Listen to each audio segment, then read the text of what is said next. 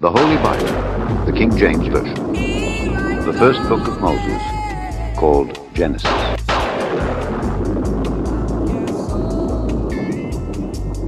Chapter 49.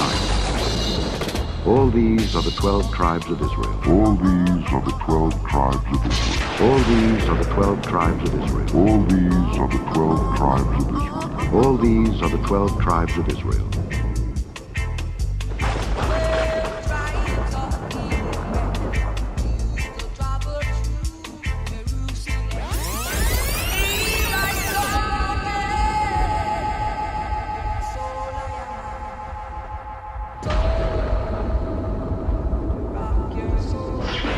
The Holy Bible, the King James Version.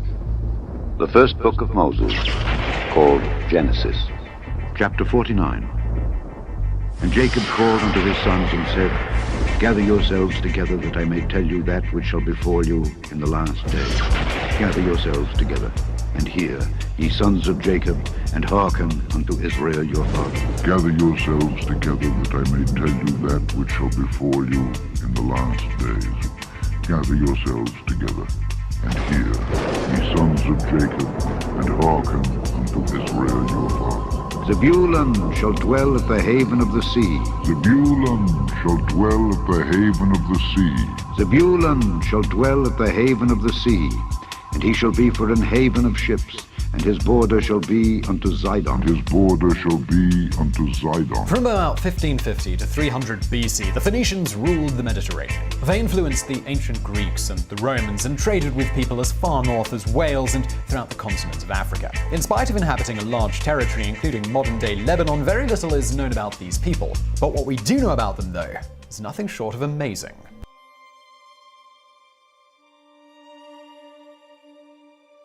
Number 10. They invented the letters of the alphabet. Imagine having to write out a letter using symbols to represent words, and imagine those symbols having different meanings in each geographical area of your country. It would be fairly confusing, and communication would come to a near standstill. Thankfully, there was an incredible invention that broke words down into sounds and enabled people across the European continent to begin communicating more effectively with each other and their neighbors. It is one of the most well-known inventions of the Phoenicians, and it's of course the letters of the alphabet. Each letter was assigned a sound, and it made writing so much easier than having to paint or chisel out elaborate pictographs and symbols that represented entire words or ideas. At around 800 BC, the Greeks adopted the Phoenician alphabet, assigning mostly the same sounds to the letters, while also adding 4 new letters and sounds in order to create a 26-letter alphabet. After the Greeks had started using this new alphabet, the Etruscans and later on the Romans followed suit. The basic letters of the alphabet were easily adopted to other languages all across Europe, leading to the alphabet that we're familiar with today. Number 9. Lost writings. Although the Phoenicians invented the letters of the alphabet, very little of their writing still exists today. While historical sources mention the poets and philosophers of Phoenicia, and we know that they kept records of their finances and religious beliefs, only a very few inscriptions have survived. Ancient Greeks and Romans wrote on stone or clay tablets, preserving their ideas for future generations. The Phoenicians, though, they were influenced by the ancient Egyptians and kept their writings on papyrus and parchment. However, since Phoenicia was not hot and dry like Egypt, the ancient writings did not survive over time. Furthermore, wars and raids also had a deep impact on what would remain for future generations to uncover. Because of this great loss, much of what we know today about the Phoenicians comes to us from what other cultures have written about them. Number 3. Unrivaled at sea. Much of what was written about the Phoenicians points to them as being excellent merchants and seafarers. They traveled great distances to trade for raw materials such as tin to bring home and make into objects for trade in their local region. Using rudimentary forms of navigation, it is believed that the Phoenicians mostly did coastal navigation, following the coastline to various trading ports along the African and European coasts. At night, and when they were further out at sea, the Phoenicians navigated by the stars. In fact, the North Star has also been called the Phoenician Star because they used it as a point of reference while they were out at sea. Zebulun shall dwell at the haven of the sea, and he shall be for an haven of ships, and his border shall be unto Zidon. Chapter 4. Now when Jesus had heard that John was cast into prison, he departed into Galilee, and leaving Nazareth he came and dwelt in Capernaum, which is upon the sea coast in the borders of Zebulun and Nephthalim, that it might be fulfilled which was spoken by Isaiah the prophet, saying, The land of Zebulun and the land of Nephthalim by the way of the sea, beyond Jordan, Galilee of the Gentiles. The people which sat in darkness saw great light, and to them which sat in the region and shadow of death, light is sprung up. From that time Jesus began to preach and to say, Repent, for the kingdom of heaven is at hand. What I want people to know is that don't support the phonies, support the real. You know what I mean? How can these people be talking about how they so real and they don't care about our communities? How can they be talking about what they, all this, you know, the hood, blah, blah, blah, blah. They don't care about our communities. You know what I mean? Listen to the words that people say in their lyrics and tell me if that's some real, if that's real to you. You know what I mean? Listen to what they saying. Don't just bob your head to the beat, peep the game, and listen to what I'm saying and hold us accountable for it. Wow! That's all I have to say to you, brothers and sisters. I pray you hang in there. Now, I want to give a shout out to Lazarus I. Thank you, Lazarus. All praises to the Most High. I want to give a shout out to Beverly R. FR, thank you, all praises. I want to give a shout out to Little David, all praises. I want to give a shout out to Benjamin LB, Benjamin LB. And I want to give a shout out to Andrea AJ, not one time, but 2 times. I want to thank you, Sister Andrea, all praises. I want to thank our beloved Sister Mary Simeon Israel, all praises. I want to give a shout out to Ellen W, all praises to the Lord. I want to give a shout out to, who is this? Mary Simeon. So it wasn't just that one time from her. It's 2 times. And not just 2 times, it's 3 times. Thank you, Mary Simeon. All praises to the Lord. Listen to me. If you're watching, if you wrote this and you're watching, just a small announcement. You're pretty close to going to hell.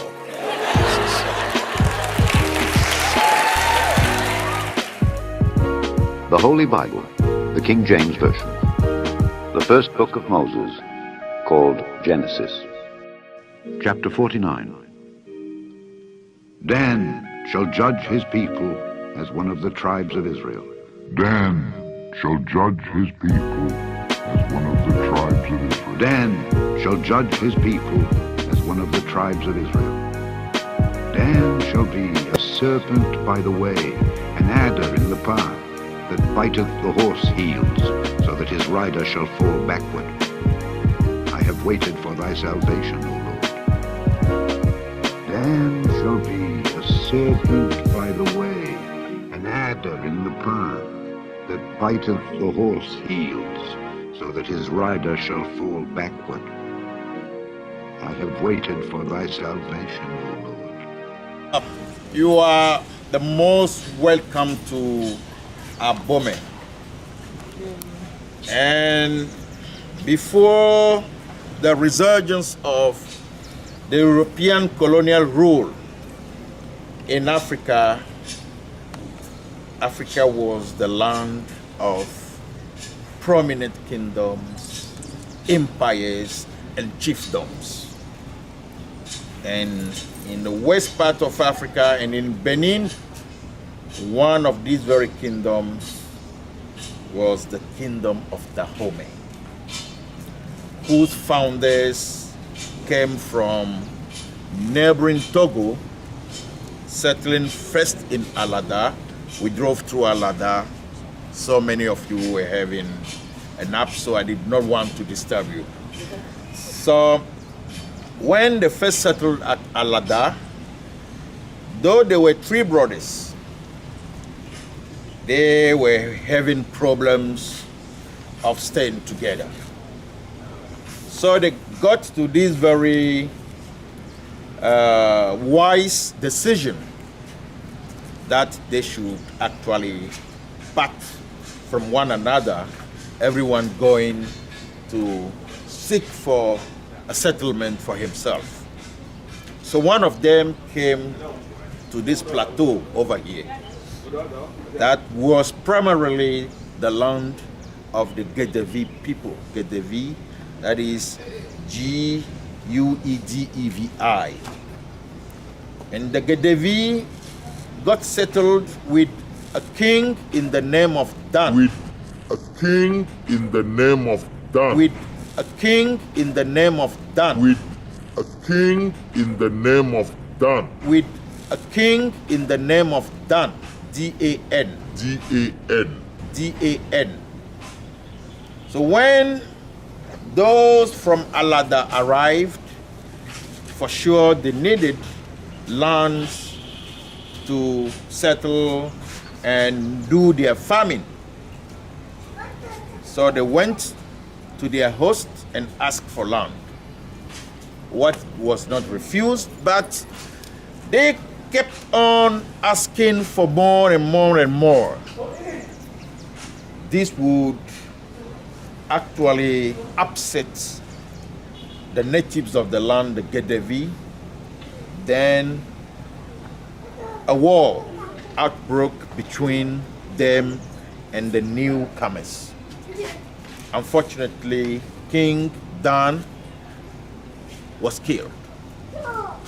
And then the newcomers started building their palace or their first house on his tomb. So that's the name Dan Home. Dan.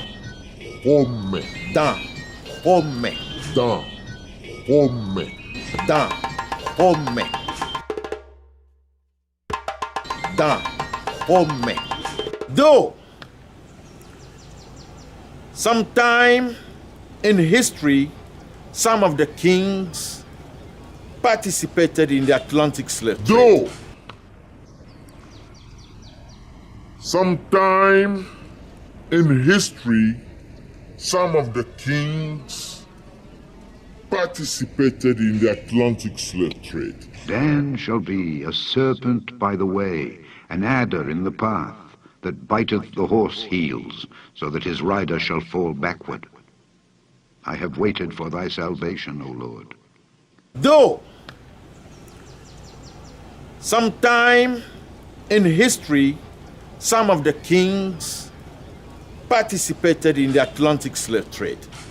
While we were in Ouidah, after we had visited the fort, we drove past the house of Francisco Felicio de Souza. I do not know if you could recall that name. That Portuguese of Brazilian origin. He was even friend to one of these Dahomey kings. And in the process of our visit, we'll see that that very merchant even donated a whole building to that very king, as he was his friend and he was the one protecting him to be able to carry out the trade on the coast of Ouidah. Yes. Dan shall be a serpent by the way, an adder in the path, that biteth the horse heels, so that his rider shall fall backward. I have waited for thy salvation, O Lord. Wow! That's all I have to say to you, brothers and sisters. I pray you hang in there. What I want people to know is that don't support the phonies. Support the real. You know what I mean? How can these people be talking about how they so real and they don't care about our communities? How can they be talking about what they, all this, you know, the hood, blah, blah, blah, blah. They don't care about our communities. You know what I mean? Listen to the words that people say in their lyrics and tell me if that's some real, if that's real to you. You know what I mean? Listen to what they saying. Don't just bob your head to the beat. Peep the game and listen to what I'm saying and hold us accountable. The Holy Bible, the King James Version. The first book of Moses, called Genesis, chapter 49. Issachar is a strong ass, couching down between two burdens. And he saw that rest was good, and the land that it was pleasant, and bowed his shoulder to bear, and became a servant unto tribute. And he saw that rest was good, and the land that it was pleasant, and bowed his shoulder to bear, and became a servant unto tribute. उन्हें इन इलाकों में रिहाइश दी थी। इलाका है या Mombasa street का इलाका है, ये पहला सीधी रोड जो है मेंटेन हुआ। वो सीधी विलेज रोड जो है इधर से बना, तो खारादर और ये एक ही एरिया था लियारी के हवाले से।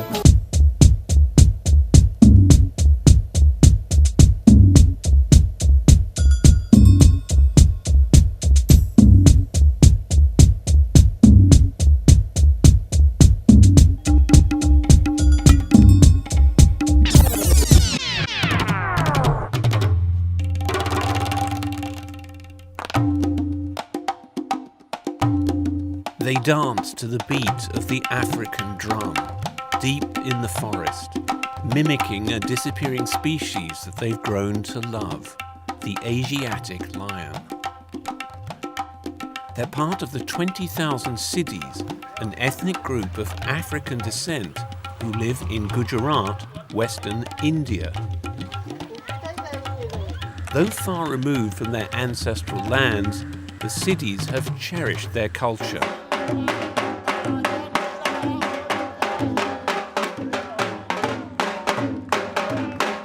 Now it's a source of income for them. कहीं होटल होता है, पहले हमने 1500 से स्टार्ट किया, तो इसमें से रोज़ का 2-3 सीजन होता है, तो 6 प्रोग्राम रहता है, तो उसमें 1 आवर का खेल रहता है. Imran is a Siddhi, a descendant of the Bantu people from southeast Africa. He believes his ancestors originally came from Uganda. Now he lives in a small village called Jambor with his mother and grandmother.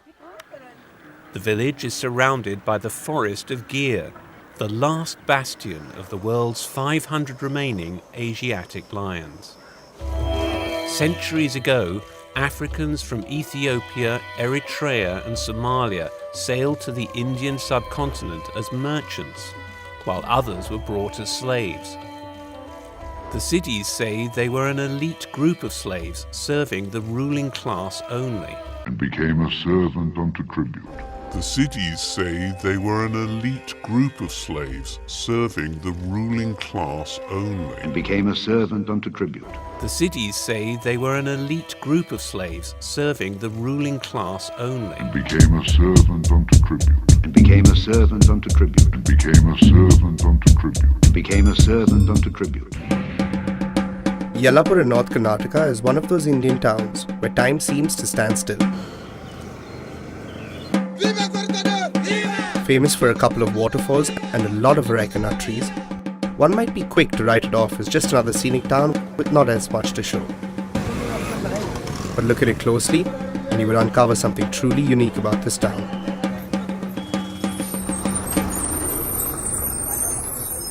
The wilderness of Yellapur happens to be home to a large number of the Indian African community called the Siddhis, whom we've called India home for centuries now. And the reason I'm here is to discover how the combination of their unique history and living in isolation has shaped their cuisine. In the process, I'll be collecting recipes that would otherwise have gone unnoticed and undiscovered. Hello? Yes, I'm in the green shirt. Taking me to the Siddhi settlements were Juje Jackie Hanotkar and his father-in-law, Kajitan Kambrekar. While Juje's life was the subject of one of 101 India documentaries, Mr. Kambrekar happens to be a widely respected member of the community. And it was him who gave me a little history lesson about the Siddhis of Yellapur. Siddhis, at the time of Portuguese, means 16th century, Portuguese brought them to India as slaves and they left them in the forest pockets and they went back. The Siddhis remained here only in India only. They don't know what to do, where to go. And then they entered the forest pockets. So they are living still today in the forest. Even though 500 years may have passed, the Siddhis still prefer to stay in the same forest settlements as they established after escaping Goa. I want to know, where are we going to find all this food? Where are we going to? But our man is here. We'll pick him up. Oh, nice. He's here. Come. This is Shrikant, our local contact here, and with him and our travelling party, we finally entered the wilderness. First, the concrete roads gave way to unpaved roads, and then the unpaved roads turned into no roads at all. I can see the road is getting more rugged, how long do you think it's going to take to... No, just it is 2-3 kilometers, sir, but it is roads are like that. People, wherever the Siddhi lives, the same story. It's all trails and tracks, right? We make our own roads. That's brilliant. Like you did with your history, you're making your own roads. It's the same thing. Beautiful. He's telling that we are reached now. You've reached? Yeah, his house. Oh wow, where is it? It's here only, just here. We have walkable distance. Take care. Well, come.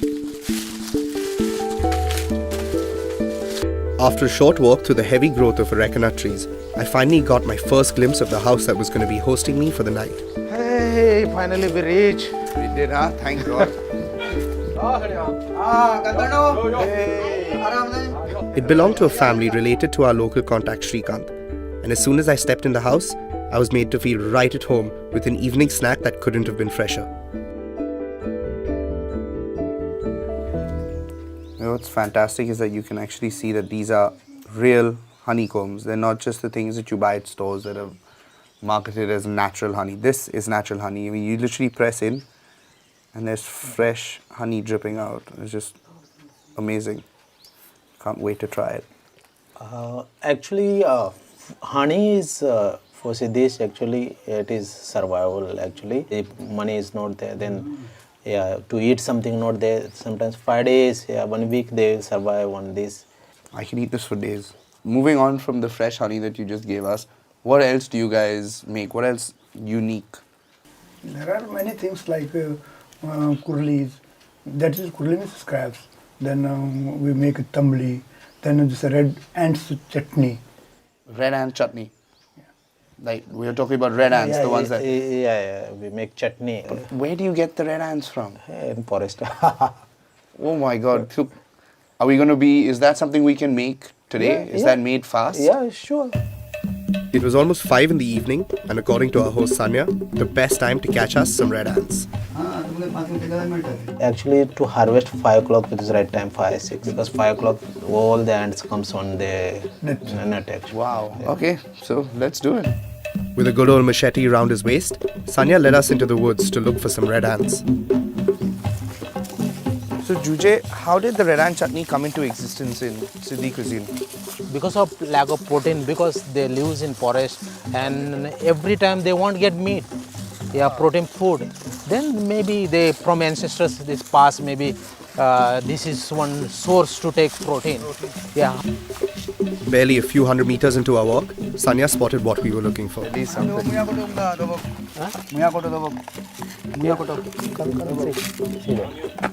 That? Yeah.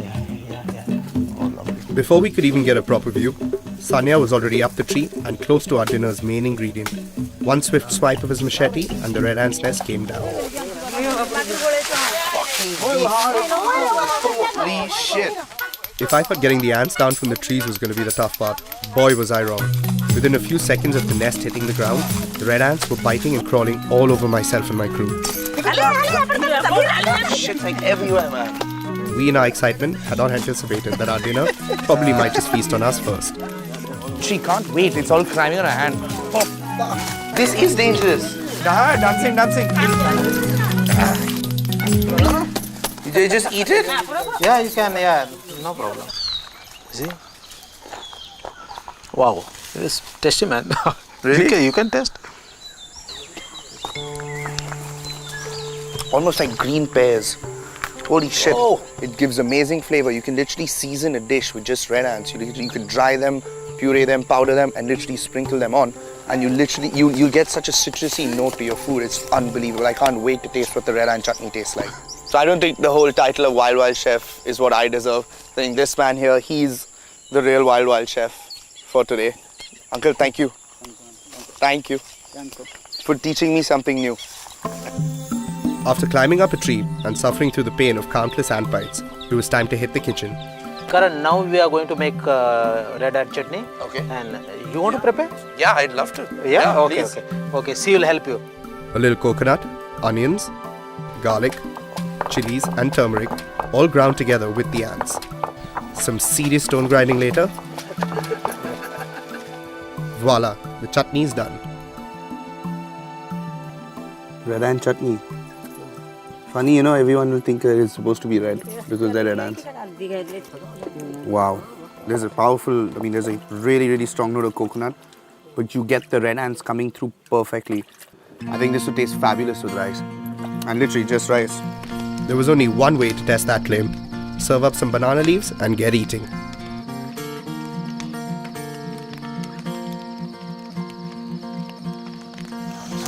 Chutney Super.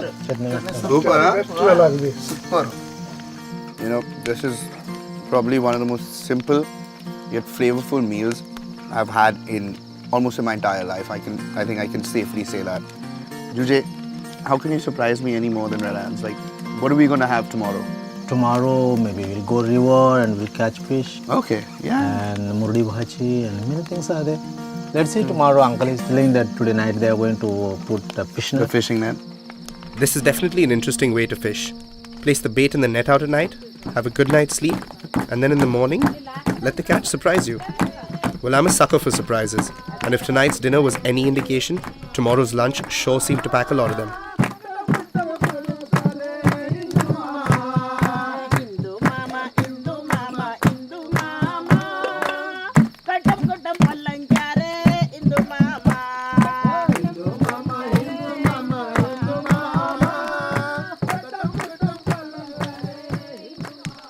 And he saw that rest was good, and the land that it was pleasant. And the land that it was pleasant. And the land that it was pleasant. Issachar is a strong ass, couching down between two burdens.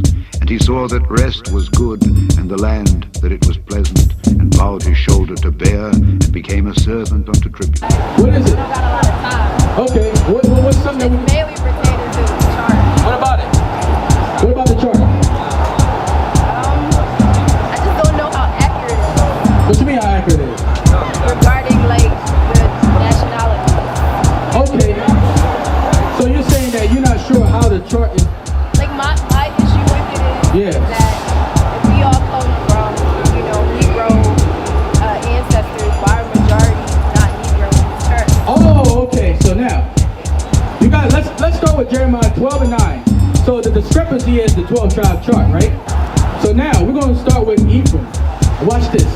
Go ahead. Ephraim is a cake nut turd. What the Bible say? Ephraim is a cake nut turd. So that's why you have Afro Puerto Ricans. You have dark skin side and you got light skin.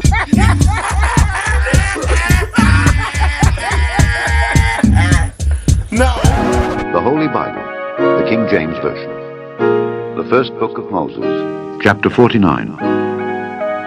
Joseph is a fruitful bough, even a fruitful bough by a well, whose branches run over the wall. The archers have sorely grieved him, and shot at him, and hated him. But his bow abode in strength, and the arms of his hands were made strong by the hands of the mighty God of Jacob. From thence is the shepherd, the stone of Israel.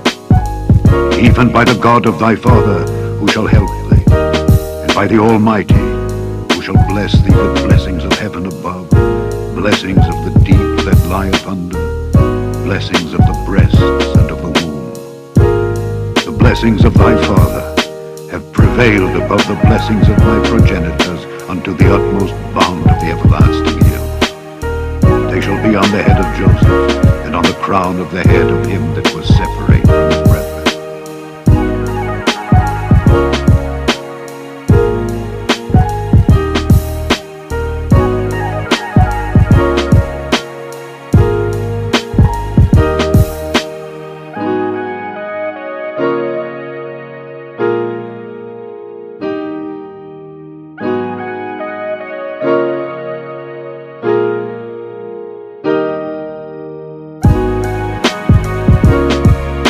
Chapter 48. And Israel beheld Joseph's sons and said, Who are these? And Joseph said unto his father, They are my sons, whom God hath given me in this place. And he said, Bring them, I pray thee, unto me, and I will bless them. Now the eyes of Israel were dim for age, so that he could not see. And he brought them near unto him, and he kissed them and embraced them. And Israel said unto Joseph, I had not thought to see thy face, and lo, God hath showed me also thy seed. And Joseph brought them out from between his knees, and he bowed himself with his face to the earth. And Joseph took them both, Ephraim in his right hand toward Israel's left hand, and Manasseh in his left hand toward Israel's right hand, and brought them near unto him. And Israel stretched out his right hand, and laid it upon Ephraim's head, who was the younger, and his left hand upon Manasseh's head, guiding his hands wittingly, for Manasseh was the firstborn. And he blessed Joseph, and said, God, before whom my fathers Abraham and Isaac did walk, the God which fed me all my life long unto this day, the angel which redeemed me from all evil, bless the lads. and let my name be named on them, and the name of my fathers Abraham and Isaac, and let them grow into a multitude in the midst of the earth.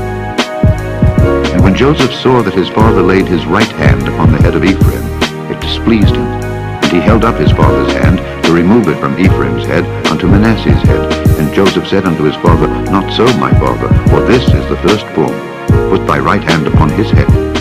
And his father refused and said, I know it, my son, I know it. He also shall become a people, and he also shall be great.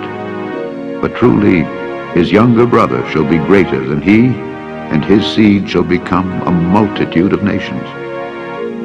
And he blessed them that day, saying, In thee shall Israel bless, saying, God make thee as Ephraim and as Manasseh.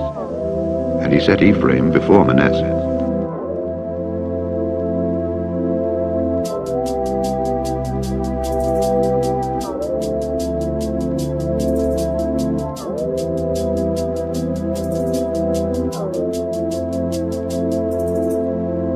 The Yoruba tribe is one of the largest ethnic groups in Africa.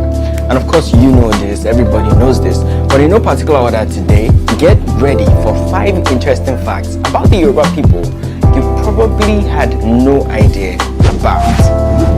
Number 1, the Yoruba people have more twins than any people in the world.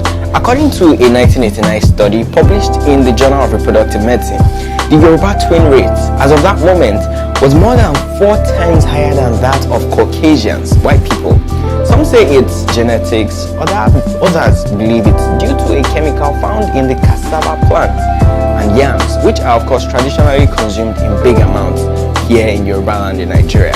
In pre-colonial times, some communities killed twins and their mothers as they were perceived as, signs of evil. However, today, the birth of a sweet pair of twins is considered a blessing and a good omen. Number 2, hierarchy of Yoruba drums. You see, in Yoruba land, drums typically belong to 4 major families. An interesting aspect of these drums is their hierarchical structure, reflecting the traditional Yoruba family system headed by the father. In every Yoruba drum set, there's always a father drum, and in most instances the drum is a musical nuclear unit comprising of child, father and mother drums. Interesting, right? Number 3, Yoruba culture is largely celebrated in Brazil. Due to the migration in the colonial era, some reasonable amount of the Yoruba tradition has been infused into the culture and tradition of the Brazilians up till this very day. Some experts even call Brazil and Nigeria twin sisters sharing same cultural challenges. And in fact, a lot of descendants of the slaves are interested in retracing their roots and learning their family histories. And many of them retrace their roots back to the Yorubas in Nigeria. Number 4, you can't speak about the Yoruba people without mentioning their food. See, Yoruba people, we like spicy and oily food. In fact, various comedians on social media have made jokes about this fact on various occasions. The Yoruba dishes are mostly made from starchy tubers like yams and cassava, and also food like plantains and grains. Some common foods are pounded yam, yam flour meal, amala, God bless amala, moi moi, fufu eba, and things like that. And Yorubas have some interesting soups like ewedu, okra, egusi, eforiwo, vegetable and all that good stuff. And of course, yams and rice are mostly eaten at very important occasions. Number 5, and last but not the least, the Yoruba nation is extremely large. Let's take a look at Benin Republic, for instance. The total population of the country is about 11 million, while the estimated population of Yorubas living there is 1.7 million. So if you do the maths, you realize that the Yorubas there in Benin Republic make up well over 15% of the population of the country. Now, if all the Yorubas in the world came together as a nation, their population currently estimated at over 44 million globally will be larger than the population of Ireland, Croatia, Denmark, Norway, Portugal, Sweden and Cyprus combined. Chapter 48. He also shall become a people, and he also shall be great. But truly his younger brother shall be greater than he, and his seed shall become a multitude of nations. And he blessed them that day, saying, In thee shall Israel bless, saying, God make thee as Ephraim and as Manasseh. And he set Ephraim before Manasseh. Chapter 49.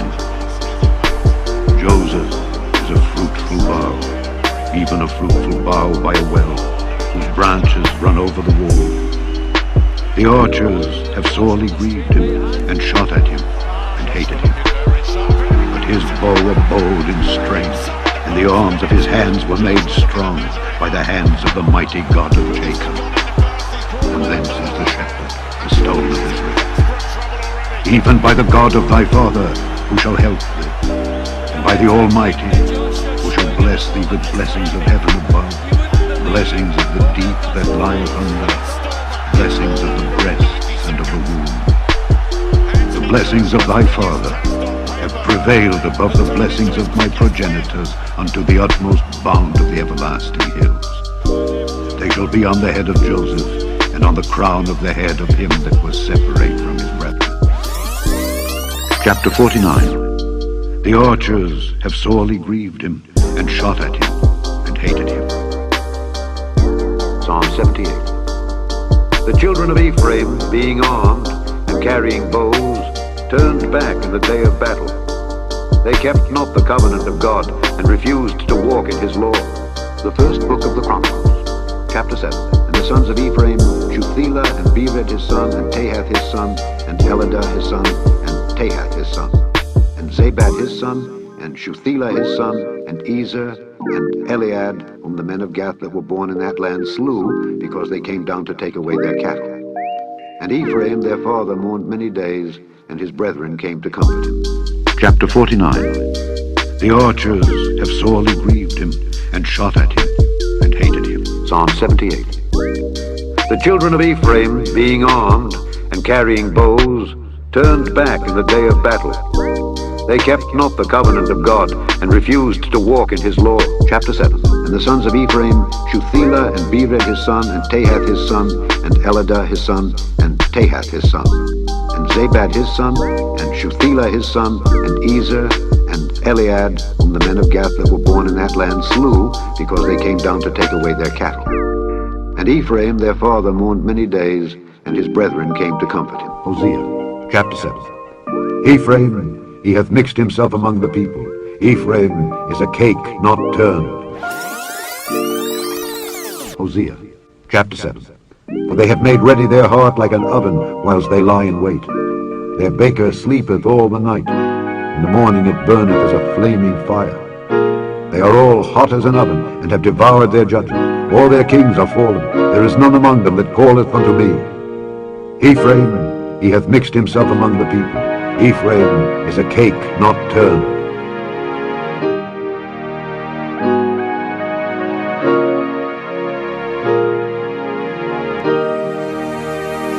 Psalm 106. But were mingled among the heathen, and learned their works. Chapter 7. Ephraim, he hath mixed himself among the people. Ephraim is a cake not turned. Psalm 106. But were mingled among the heathen, and learned their works. Wow! What is it? Okay, what's something? It's mainly pertaining to the chart. What about it? What about the chart? I just don't know how accurate it is. What do you mean how accurate it is? Regarding like the nationality. Okay. So you're saying that you're not sure how the chart is. Like my issue with it is that if we all come from, you know, Negro ancestors, why are majority not Negro in this chart? Oh, okay. So now, you guys, let's start with Jeremiah 12 and 9. So the discrepancy is the 12-tribe chart, right? Why does it seem like more so?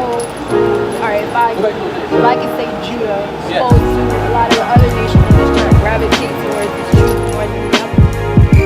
Listen, y'all don't see the racket. Y'all don't see what's going on here. Oh God, my people, I don't understand y'all. From Babylon to Timbuktu by Rudolph R. Windsor, and we're going to go to page 131. I own this book, and if you're in a community, I strongly advise you to purchase this book. It says the assertion of these Yoruba Jews is that their ancestors, well, let's start at the top. Yoruba Jews of Nigeria there are black Jews in southern Nigeria who are called the Imo Yokwayim, or strange people, by the native Africans.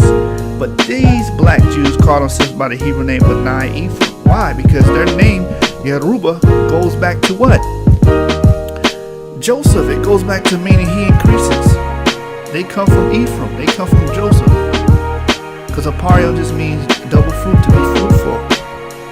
Now, I'm going to show you the one clue that led me to this conclusion. And that one clue is the first king of the northern kingdom. And we're going to pull up his name. We're going to pull him up. And that's Jeroboam. Right? Jeroboam was the first king of the northern kingdom. And we want the Strongs on him. Look at it. Look at his name. Yaroboam. Right? Which agrees beautifully with the Yoruba people, because this word comes from what word? Rabab, or Rabah, which we brought up earlier, which means many, which means multiply. And what does his name mean? The people increase. Yaroba, Yaraba, Yaruba. It's the same thing. And he was a king to the Israelites. He was from the tribe of Ephraim. So this name was not unfamiliar amongst the northern kingdom. See? We have the proof here. So another name is Jerubbaal, which means to contend, or it can mean to multiply, the multiplying of the Most High. Same thing, same spelling. Let's get it. Let's see if I can spell it correctly to add to the validity of our claims. Jerubbaal.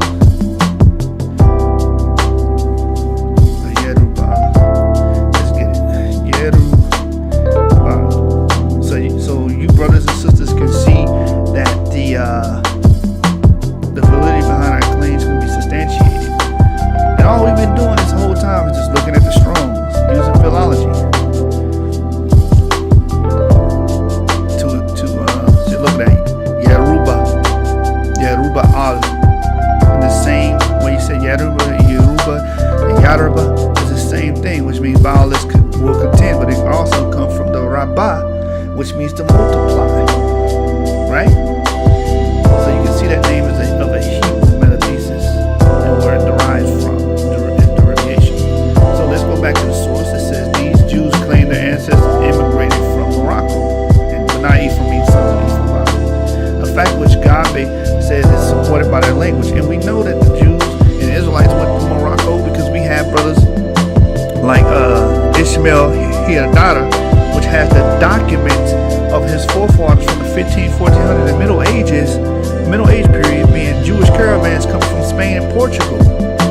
He has those documents of his pedigree going back to those people. He has the actual physical evidence.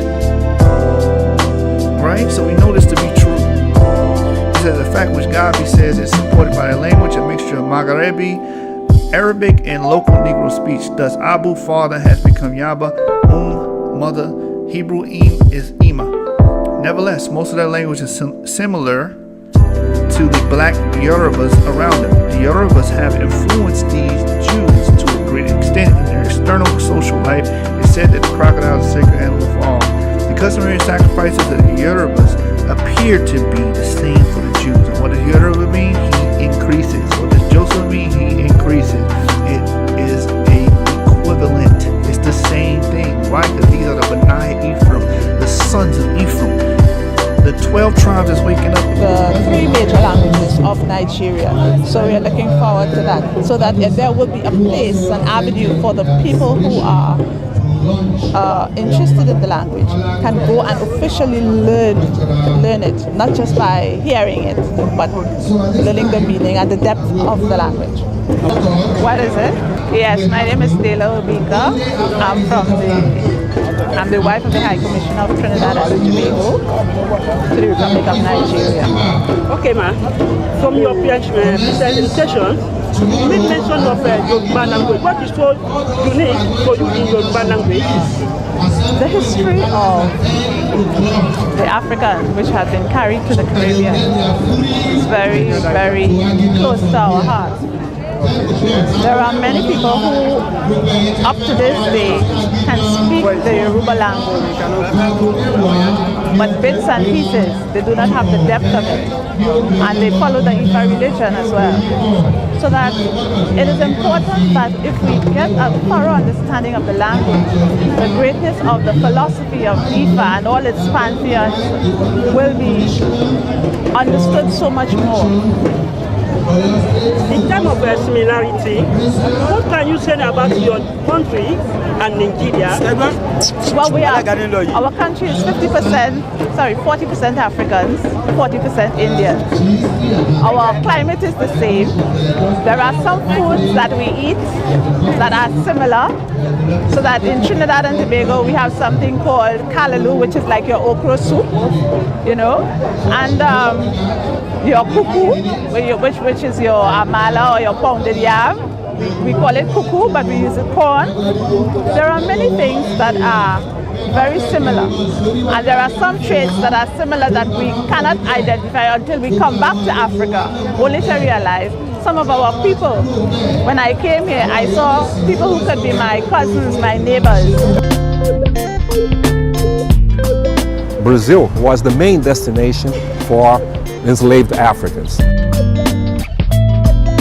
This area, Cais do Valongo, used to be the port where people brought as slaves from Africa. According to the estimates, something like 500,000 Africans were brought to Brazil through this port.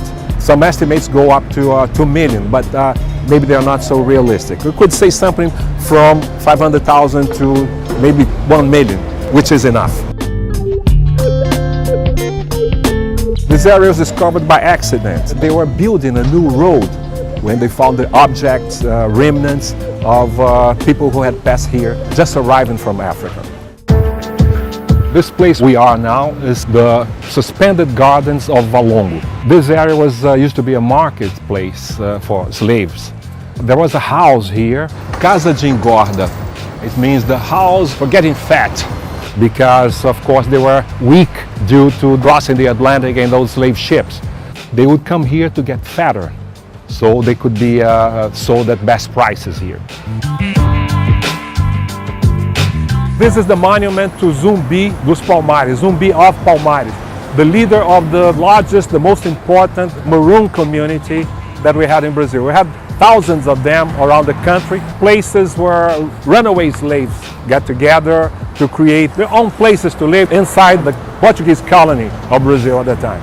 So the first contact of the Portuguese colonial army with Palmares happened in 1604, and Palmares was defeated in 1694. Zumbi was killed 1 year later, 1695, and that day, November 20th, is considered to be the day of black awareness here in Brazil. The first book of Moses, called Genesis, chapter 49. Benjamin shall ravin as a wolf. In the morning he shall devour the prey, and at night he shall divide the spoil. Benjamin shall ravin as a wolf. In the morning he shall devour the prey, and at night he shall divide the spoil. Rum is what is used to pour the libation. Mati papati, no fofu kino kem pequena ankom just in our last. Kibo be come nele, apata kuyani me. Jamaica. Mati papati.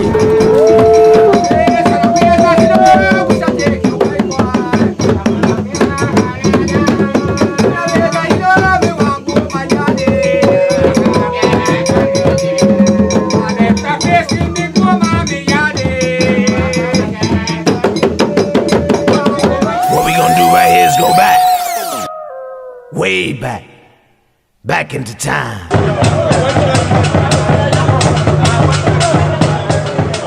The Kingdom of Asante once ruled supreme in West Africa. Jamaica, hey, Jamaica. The Kingdom of Asante once ruled supreme in West Africa. It was a kingdom that became an empire. It played a pivotal role in commerce linking 3 continents. These people are heading to the most hallowed spot in Asante territory. This is oral history in action. Their destination is a sacred site within a forest called Asante Manso, where a seldom held ceremony is taking place.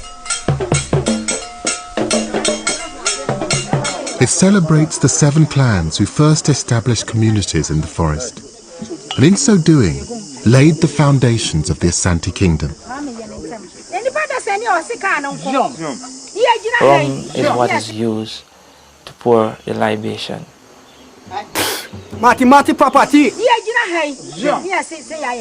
According to legend, they emerge from holes in the ground within the forest.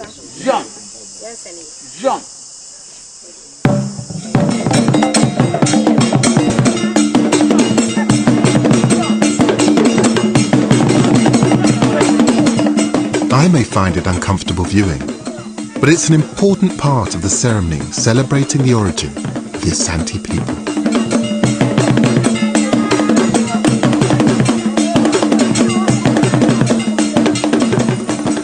Many things decay in the heat and humidity of the forest, but folk memory lasts. So, the ships left England with their cargo of guns and cloth and brandy. On the west coast of Africa, they unloaded all that, loaded up with slaves, or people as I prefer to call them, and sailed on to Jamaica. Unloaded the slaves, took on rum and sugar, and back to Blighty. That's the slave triangle. And that's why our journey takes us from Ghana to Jamaica. Wow! Also, we got to bring out Ghana, the Ashanti peoples. Bring that out, Captain Kadazar has it. Also, we got to bring out Ghana, the Ashanti peoples. Bring that out, Captain Kadazar has it. Bring that out, Captain Kadazar has it. Also, make sure everyone that asks me questions is paying tithes. If you ask, do not ask a question in a class if you are not paying tithes. Go ask your landlord a question. You're paying him. Go ask the light bill man about your life and about your mama and about your child molestation. You're paying him. Go ask the cigarette man and the weed man and the gambling hall and the casino and the cable bill. When the cable man comes to your house, or the internet access man, ask him about to solve your problems and answer your questions in the Bible. You're paying him. Do not ask me a question if you're not paying your tithes. Am I making that to myself clear? Right. I'm telling you, if one day General Yohana is going to unleash me on whoever is not paying tithes, I'm going to make a list, and I'm going to send brothers to your homes, and we're going to talk about responsibility. I know you understand. What I want people to know is that don't support the phonies. Support the real. Support the real. Support the real.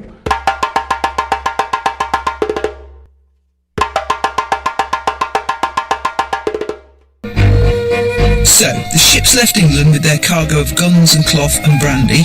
On the west coast of Africa, they unloaded all that, loaded up with slaves, or people as I prefer to call them, and sailed on to Jamaica. Unloaded the slaves, took on rum and sugar, and back to Blighty.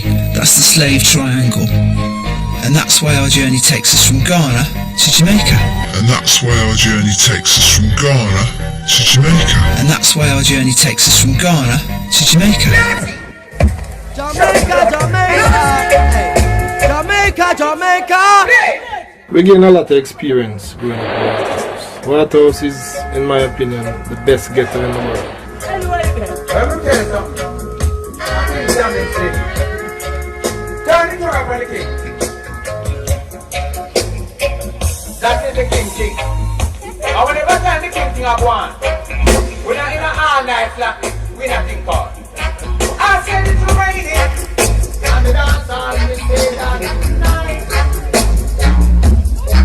When next time I say Selena, the ugly, Jamu is pantomime. When you want to see how to write the code them,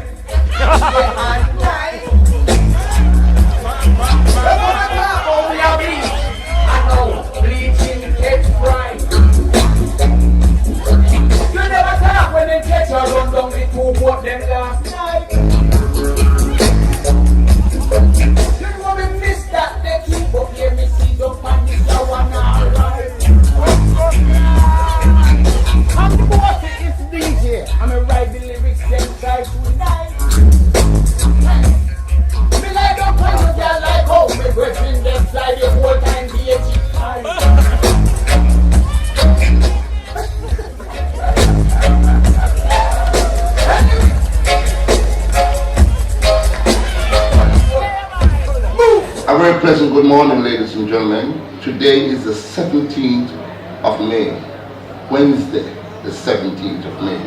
I'm here with my friend, Kwaku Adu Jamfi Ampufo. Kwaku is the General Secretary for the Ashanti International Worldwide Movement. He is stationed in Ireland and is here courtesy of the Kwaku Foundation. Welcome to In the Streets, my brother. Welcome, my brother Stone. It is a joy, ladies and gentlemen, to have met someone from out of nowhere. The gods ordained the meeting from out of nowhere, and hence comes forth my friend from England, Benjamin Beckford. Benjamin Beckford. Benjamin Beckford. And hence comes forth my friend from England, Benjamin Beckford. I'm Ashanti. My name is Kwaku. This is the queen of the Ashantis here in the Netherlands. And this is a sub-chief of the Ashantis here in the Netherlands. The reputation of the Ashantis is tarnished in the sense that we sold our fellow brothers and sisters during the days of the slavery. This is a blatant lie. One, who are the Ashantis?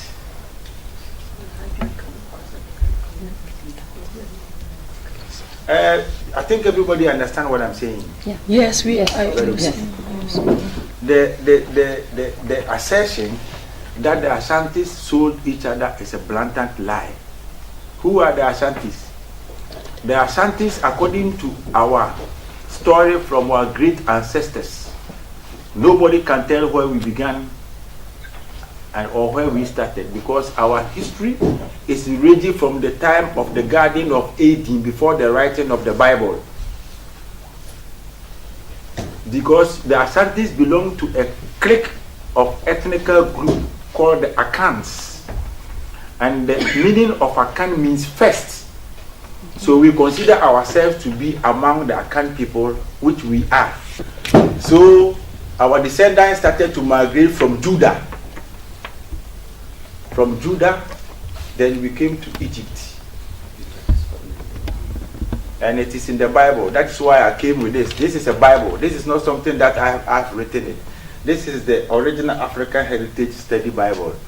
You can take the task to buy from anywhere and then you read it. Then you know what I'm saying. So we came to Egypt with the pyramids and all those things. And then the Greeks, Alexander the Great, like the white people talk about that they are the learned people. When Socrates, Plato, Aristotle, and all those great men you think of the world came to study from us in Greek, and they saw our power, then they wanted to destroy us. So we have to move with our kings, because we have now respect for our kings to protect them. So if you kill, because if you kill our king, it means you have killed the snake by cutting the head. Then we decided that, okay, if we should stay here for these people, that is Alexander the Great, and those people, they have studied to know our secret. Instead of giving us the glory, they rather want to destroy us. So let's go with our kings from this place to protect them. Then we moved from there. That is how we migrated from Judah to Egypt, to South Sudan, to come to the Mighty Empire, to where we are now in Ghana. So in short, we the Ashantis, this is our origin. This is the way I can relate how we came.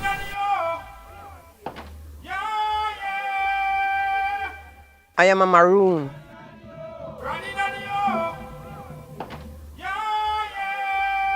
I am a maroon. We are maroons.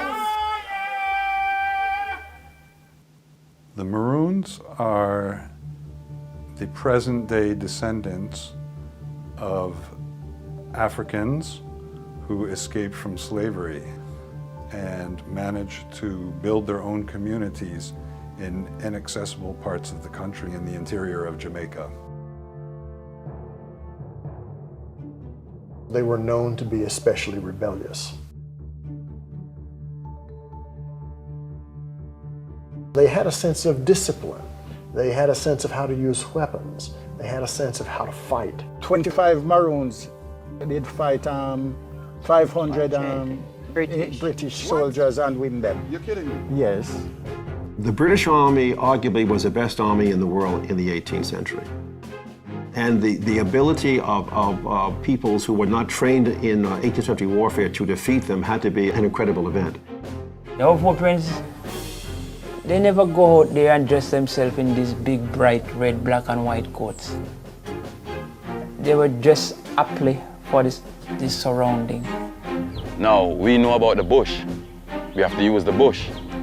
So you will be walking past, can be a dozen Maroons right there. And you will just be walking past because they're blending with the environment. You know that a bunch of black people in the bush could wage such a successful war against the British and force a treaty out of them is certainly something to be proud about. The first peoples to actually win this kind of struggle, people who were slaves, were the Maroons. And I think that's often lost in the history books. People who understand Caribbean history will talk about the Haitian Revolution, and they won't talk about the Maroons in the 18th century. Hosea, chapter 5. Blow ye the cornet in Gibeah, and the trumpet in Ramah. Cry aloud at Bethaven after thee, O Benjamin. Nice lady, what you have right here? Onion, how much a pound for onion? And the pumpkin? $100 pound. $100 pound for pumpkin. All right, definitely I get some pumpkin. And the word of the day is abeng, a horn made from a cow's horn used by Maroons to warn them of attacks. Now let's use it in context. Sound the abeng. Blow the abeng. Abeng. Chapter 5. Blow ye the cornet in Gibeah, and the trumpet in Ramah. Cry aloud at Bethaven after thee, O Benjamin.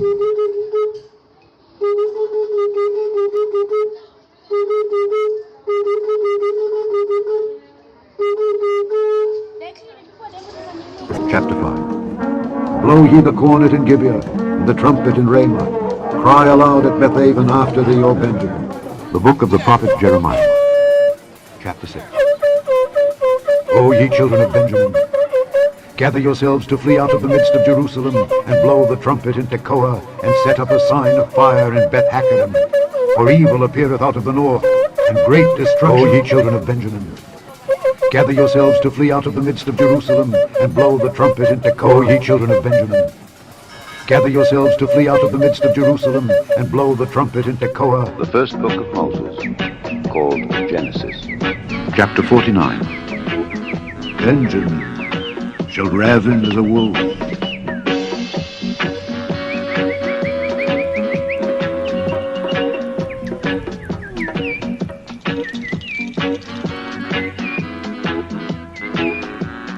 Benjamin shall ravin as a wolf. Benjamin shall ravin as a wolf.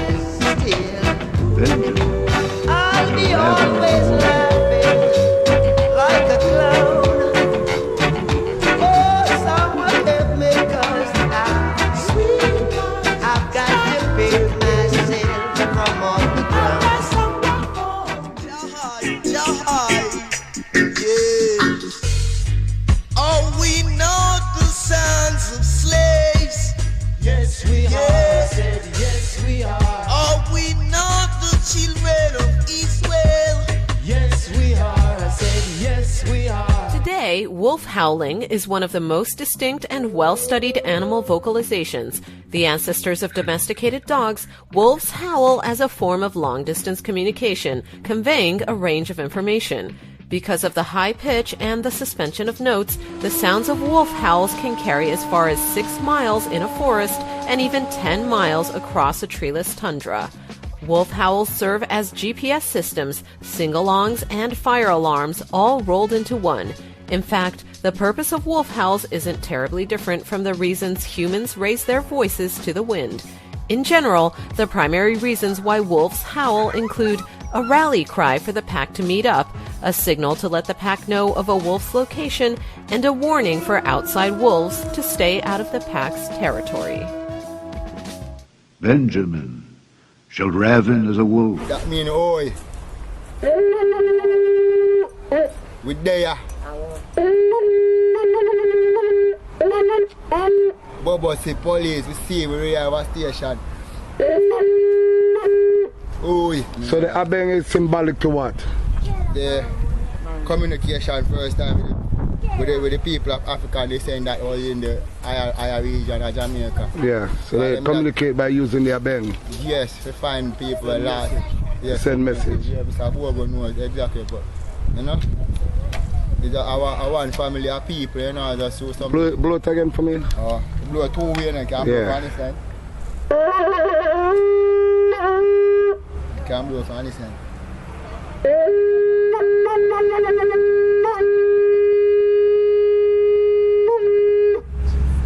Give thanks. Wolves howl as a form of long-distance communication. Benjamin shall raven as a wolf. Wolves howl as a form of long-distance communication.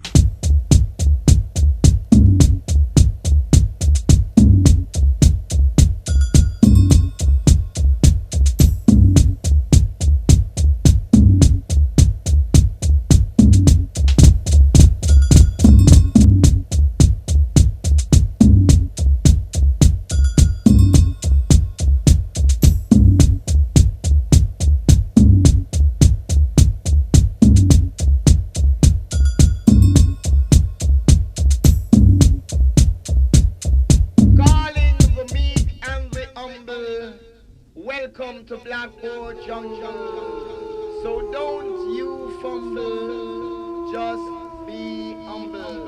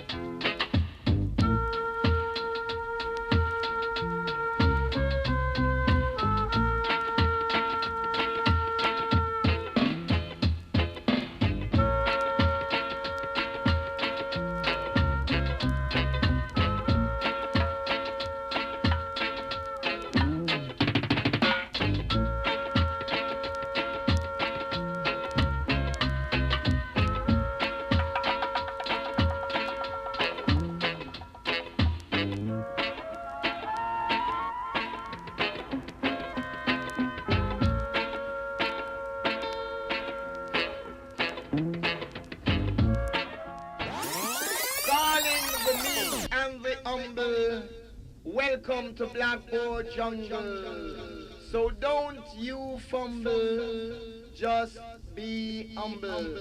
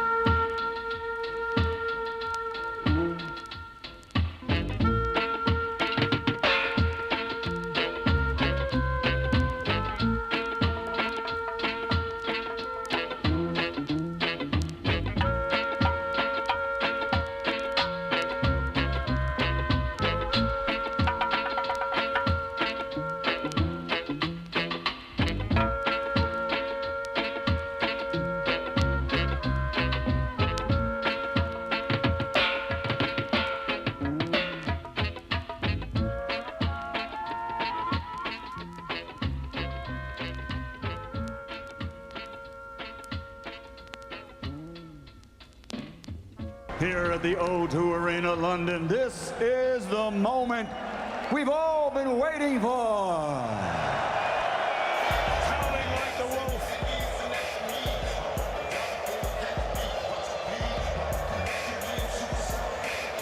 It's his battle cry. You know, almost gone on. Didn't start boxing until he was 28. Here comes Dillian Whyte.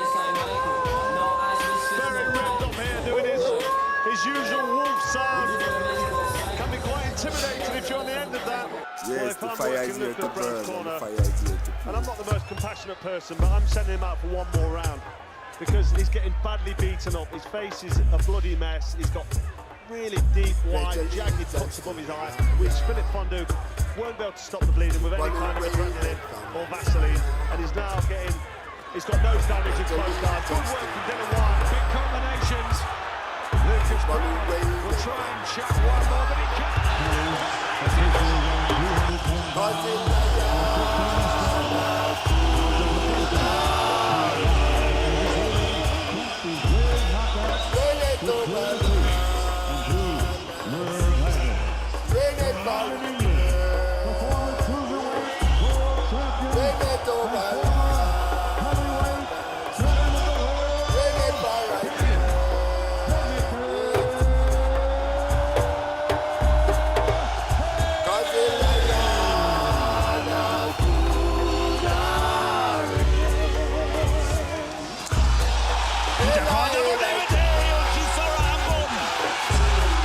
Well, there are no difference in that, but man create difference within themselves.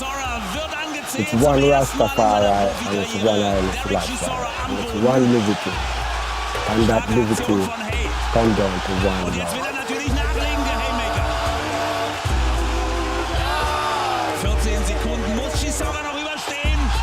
Ist der schwere Treffer und das ist der Knockout für David Haye. Sehr schwerer Treffer. Das ist der Sieg für David Haye. K.O. in der 5. Runde nach schwersten.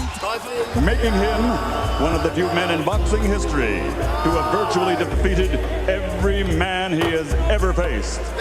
Ladies and gentlemen, from London, England, presenting the 3-time world champion, the linear, legitimate, and universally recognized, undisputed heavyweight champion of the world, Lennox.